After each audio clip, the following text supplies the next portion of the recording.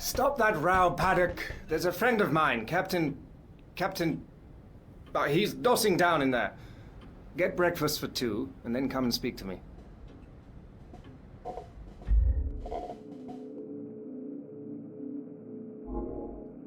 He had about as much of the gift of gab as a hippopotamus, and was not a great hand at outing, but I knew I could count on his loyalty. Paddock was a fellow I had done a good turn to out in the Scholar Kiwi, and I had inspanned him as my servant as soon as I got to England.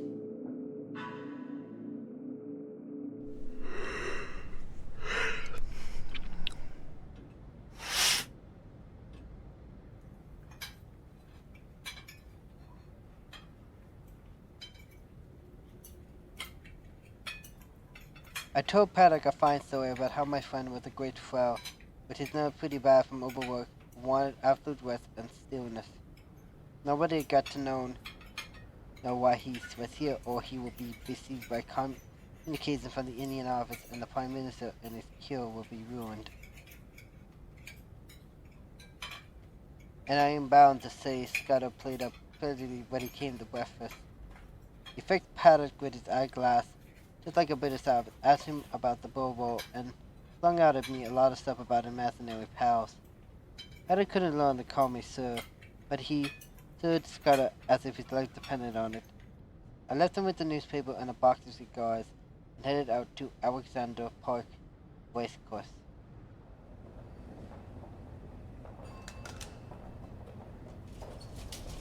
When I got back, the liftman had an important face.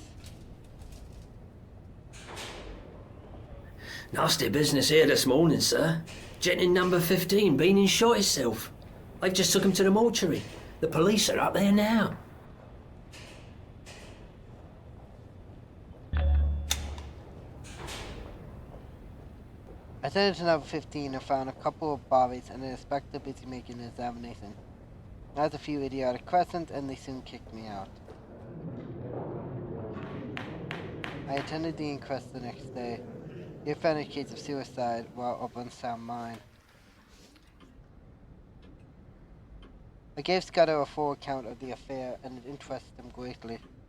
He said he wished he could have attended, for he reckoned it would be about as spicy as to read one's own obituary notice.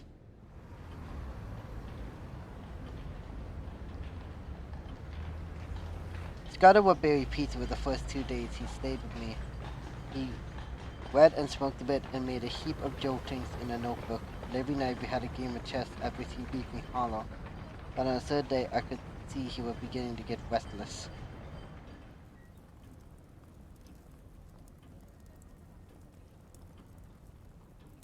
He fixed up a list of days and started making remarks against them. He started listening for little noises and was always asking me if Paddock could be trusted. Once or twice he got very peevish and apologized for it. I didn't blame him. I made every allowance for his taking on a fairly stiff job. And then one night he was very solemn.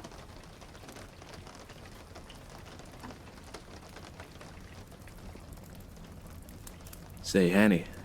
What is it? Judge, I should let you a bit deeper into this business. I should hate to go out without leaving somebody else to put up a fight.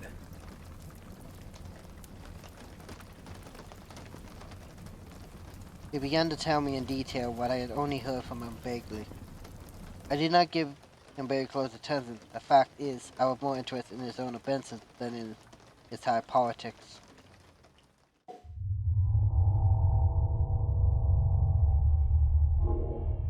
I recognized Carolina's and his affairs were not my business, so a lot that Fred has said slipped clear out of my memory.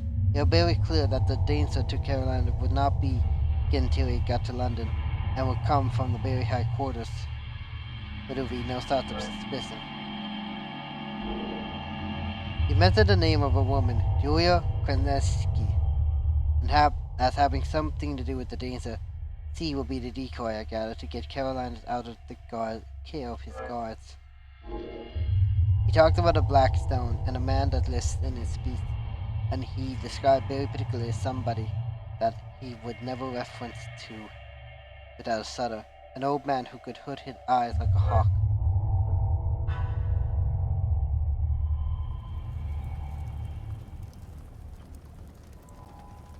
He remained silent for the rest of the evening and spoke a good deal about death. I reckon it's like going to sleep when you're pretty well tired out. Awaking to find a summer day with the scent of hay coming in at the window. I used to thank God for such mornings way back in the bluegrass country. And I guess I'll thank him when I wake up on the other side of Jordan.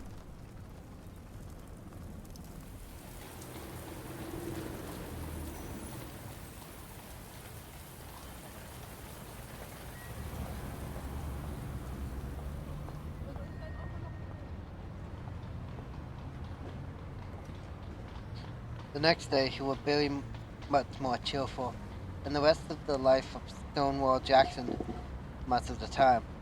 While the rest of London celebrated Empire Day, I went out to dinner with a mining engineer whom I had seen on business and came back in time for a game of chess before 12 a.m.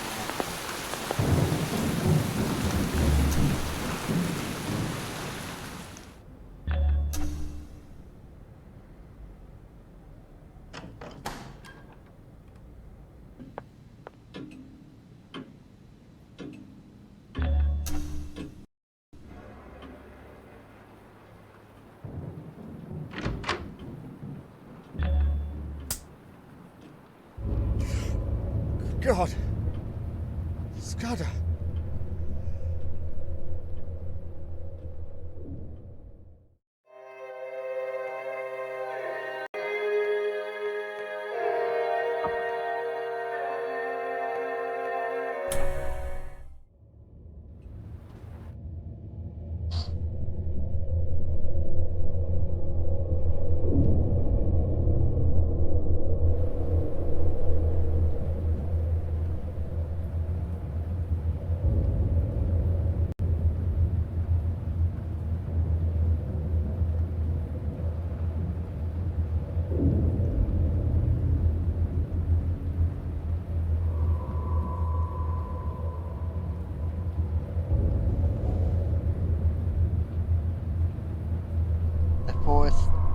Staring my face was more than I could bear. I staggered to a cupboard, found the brandy, and poured several mouthfuls.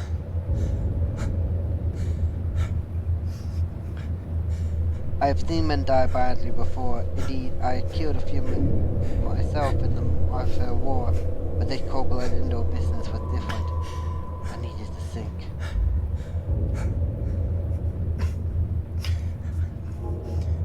His enemies had found him and had taken the best way to make certain of his silence. God has been in my wounds for 4 days, and his enemies must have reckoned that he had confided in me. I'll be next to go. It might be that very night, or the next day, or the day after, but my number was up alright. I am an ordinary sort of fellow, not braver than other people, but I hate to see a good man drown. That long life would not be the end of Scudder if I could play the game in his place. Few people know me in England. I had no real pal who could come forward and further my character. Perhaps that what those secret enemies were playing for. They were clever enough for anything, and an English prison was as good a way of getting rid of me till after June 15th as a knife in my chest.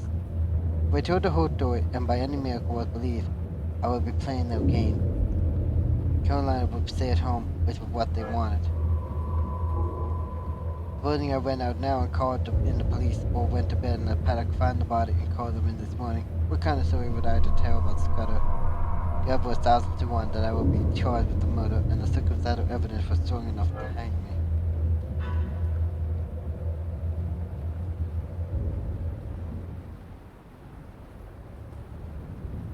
Someone must have been searching for something, perhaps for the pocketbook.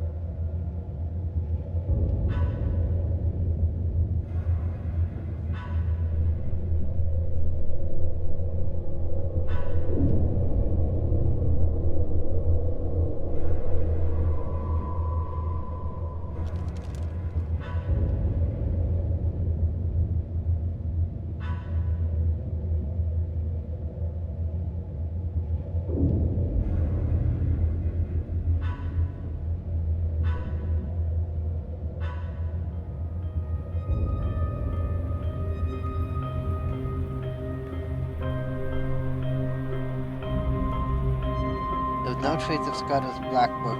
Most likely the enemy has found it, but they have not found it on Scudder's body. Come to a decision. I will banish somehow and keep Manus till the end of the second week in June.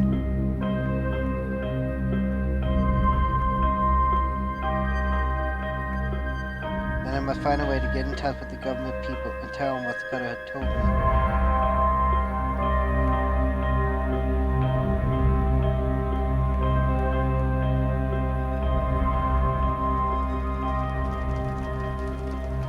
I wish to heaven he had told me more, and that I had listened more carefully to what he had told me. It would be risk, even if I weathered the other dangers, I would not be believed in the end. Take my chance at that and hope that something might happen in which would confirm my tale in the eyes of the government.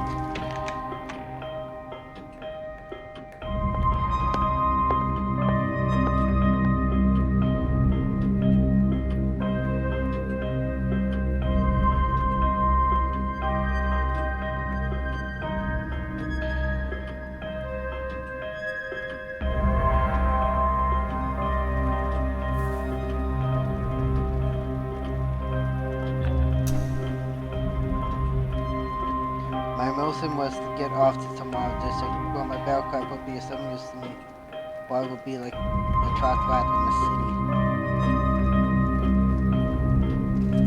I considered that Scotland would be best, for my people were Scotland and I could pass anywhere as an ordinary Scotsman. I fixed on Galloway as the best place to go. It was the nearest wild part of Scotland, and from the look of the map, was not overthick with population.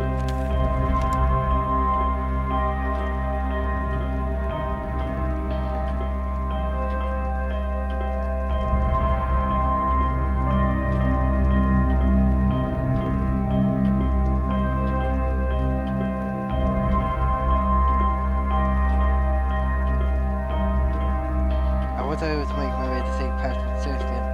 Certain that Scottish friend will be watching. What?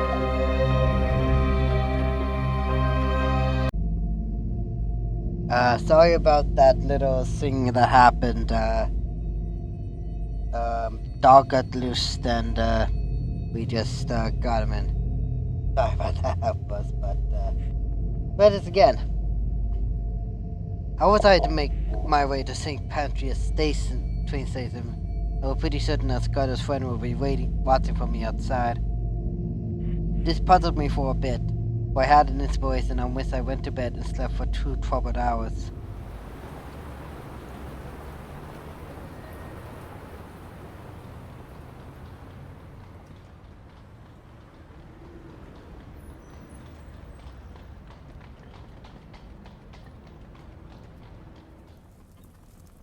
Waking up, I had a great rush of feeling and felt a God-forgotten fool. My inclination was to let things slide and to trust the British police taking a reasonable view of my case. But I reviewed the situation, I could find no argument to bring against my decision of the previous night. But with a wry mouth, I resolved to go on with my plan. I hunted out a well-used tweed suit, a pair of strong nail boots, and a flannel shirt with a collar. In my pocket I stuffed a spare shirt, a cloth cap, some handkerchiefs, and a toothbrush. 50 pounds of it in sovereigns in a belt where I brought back from Rhodesia.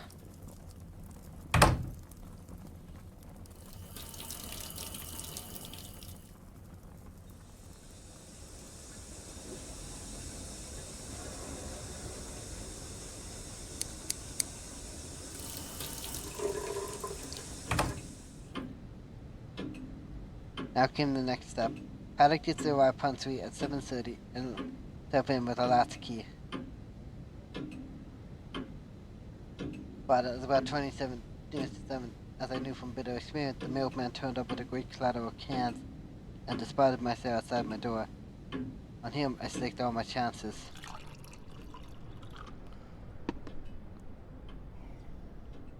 Into the darkened smoking room, where I breathed off with a whiskey and soda and some biscuits.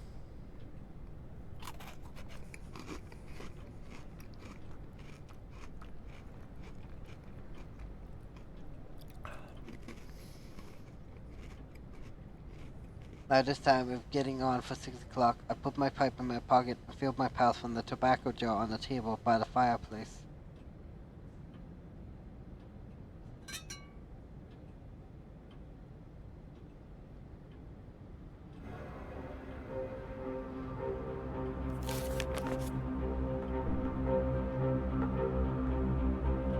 It seemed a good omen.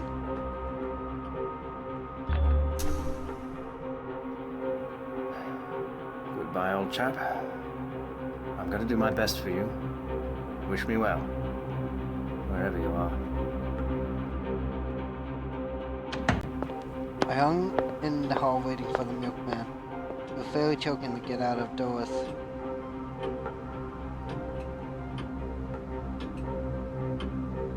The fool had chosen this day of all to be late.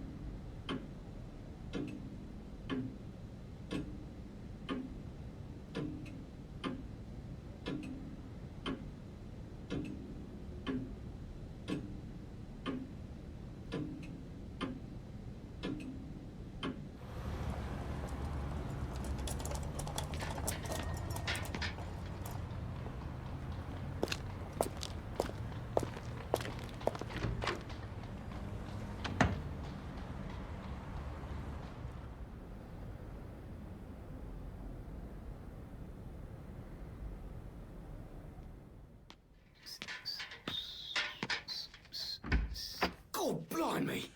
Come in here a moment. I want a word with you. Yes, sir? With a young man about my own height, with an Illinois mustache and wearing a flat blue cap and white overalls.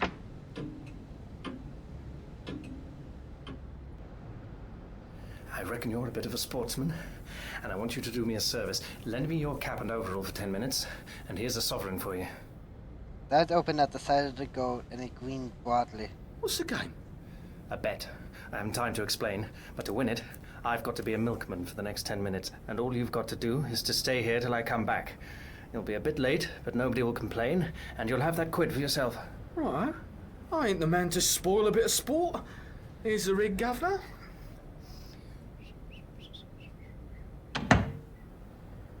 Pulling his head in overalls, I went whistling downstairs.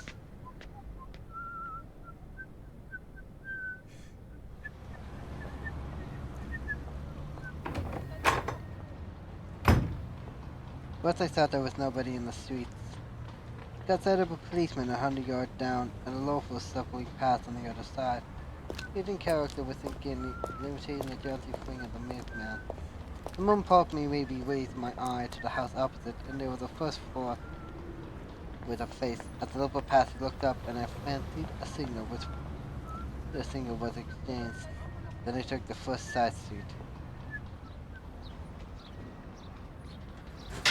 There was no one in the alleyway, so I dropped the milk cans inside the hoarding and sent the cap and the walls after him. I only just put on my cloak cap when the postman came around the corner. I gave him good morning. He answered me unsuspiciously.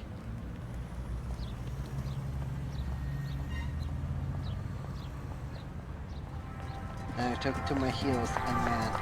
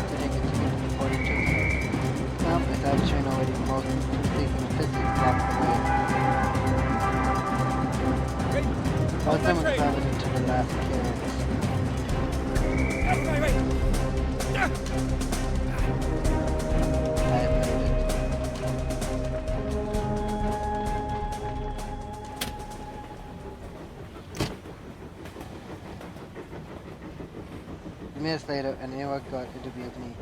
He woke me up for a ticket to Newark Station. The name that suddenly came back to my memory. Then he conducted me from the first class compartment to a third class smoker.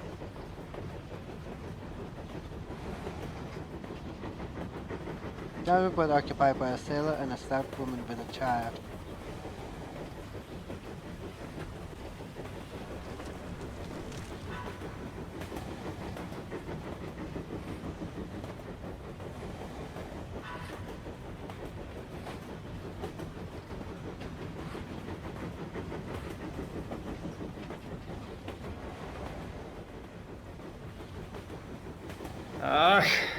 It's a sail job catching trains.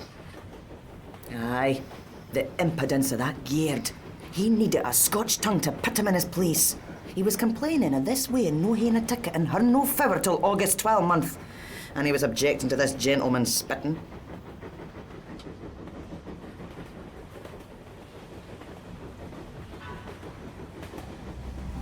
He was some time traveling north that day.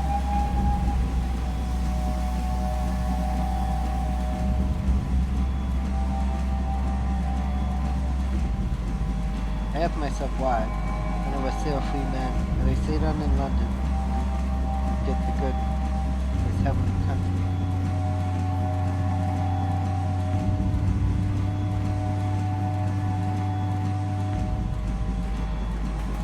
Then I got a little pocketbook and studied it.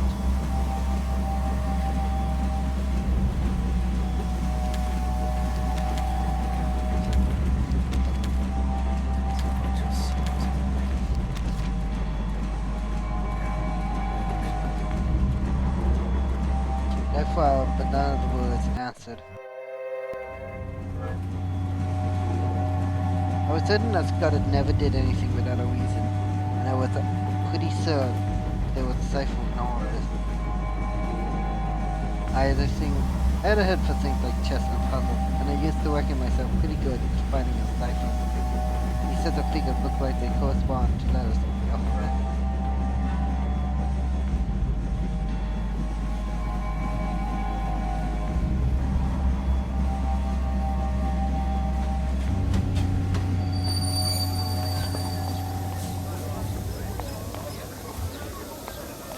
I woke up at Dumfries just in time to bundle out onto the crowded platform.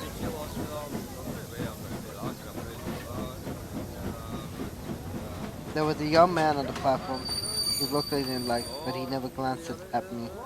I got out of myself in the mirror of an automatic machine with my brown face, feet in my slouch. I was the very model of one of the hero farmers without crowding into the third-class carriages. I boarded the Galloway train, traveling with half a dozen in an atmosphere of stag and clear heights.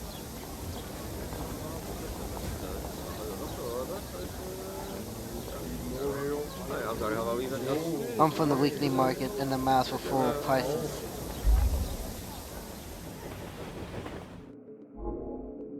Above half the men have glanced heavily and were highly flavored with whiskey, but they took no notice of me. I read an account of how the lambing had gone up the Cowan and the Dutes, a dozen other mysterious waters.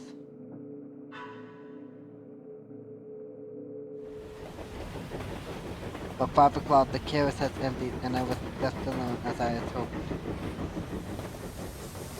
I got out at the next station. Remind me of one of those forgotten little stations in the Polo. No station master which had stayed over until the standard to return took the cars of a partner back to the potatoes, while a child of 10 received the next of 15.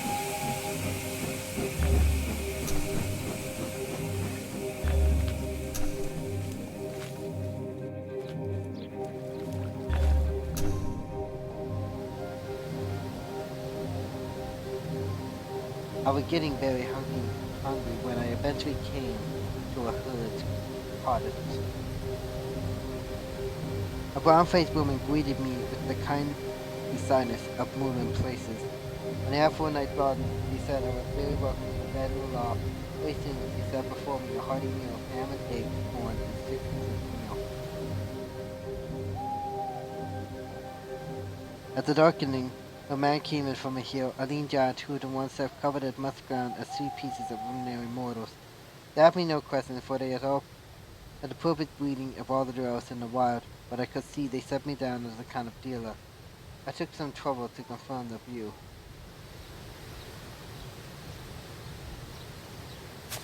He refused any payment, and by 6 the next morning I had breakfast and was striding southward again.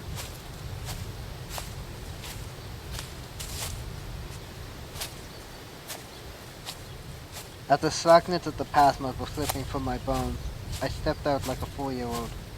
My notion was to return to the railway line a station or 2 farther on than the place where I had alighted yesterday, and to double back.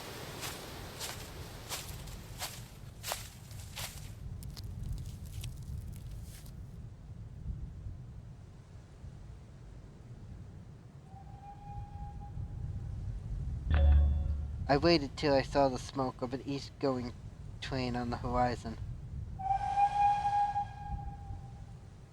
Then I approached the booking office and took a ticket for Dumfries.